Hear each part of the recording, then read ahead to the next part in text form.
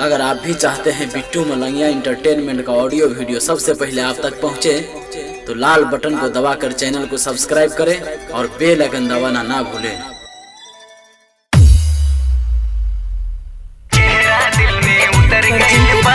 बिट्टू मलंगिया चेहरा दिल में उतर गइल बा।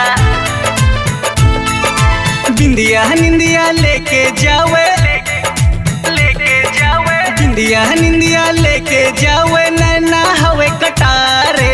बिंदिया निंदिया लेके जावे नैना हवे कटारे।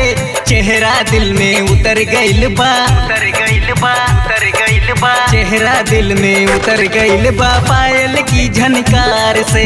चेहरा दिल में उतर गइल बा पायल की झनकार से। बतावा बन बुझा निकले बुझा, हाँ बतावा बन बुझा निकले बुझान।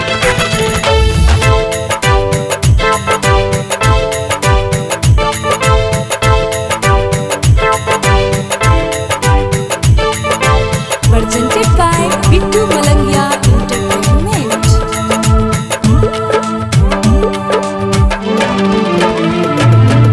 जब जब देखी गोर बदन के, जब देखी गोर बदन के लहर उठे मोरा दिल के भीतर में, लहर उठे मोरा दिल के भीतर में। मस्त अदा मद होश बदन बा, मस्त अदा मद होश बदन बा। कैसन बाड़े तोर चरिता, कैसन बाड़े तोर चरिता। जब जब देखी गोर बदन के लहर उठे मोरा दिल के भीतर में। मस्त अदा मद होश बदन बा कैसन बाड़े तोर चरिता। नैन नसीले कजरा रे जैसे बरसावे प्यार रे।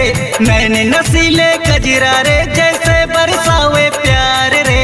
चेहरा दिल में उतर गइल बा, उतर गइल बा, उतर गइल बा। चेहरा दिल में उतर गइल बा पायल की झनकार से। चेहरा दिल में उतर गइल बा पायल की झनकार से। बतावा बन बुझा निकले बुझा, हाँ बतावा बन बुझा निकले बुझान।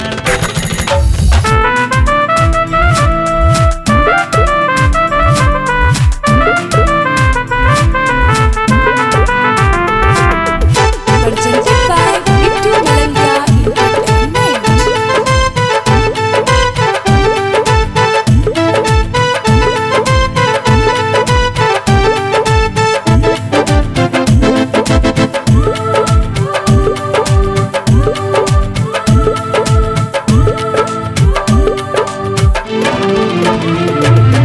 मीठ मधुर मुस्कान बतोहर, मीठ मधुर मुस्कान बतोहर। रूपवा चांद के जैसन, रूपवा चांद के जैसन। देखनी जब से समझ ना आवे, देखनी जब से समझ ना आवे। जादू चलल बा कैसन, जादू चलल बा कैसन। मीठ मधुर मुस्कान बतोहर रूपवा चांद के जैसन। देखनी जब से समझ ना आवे जादू चलल बा कैसन।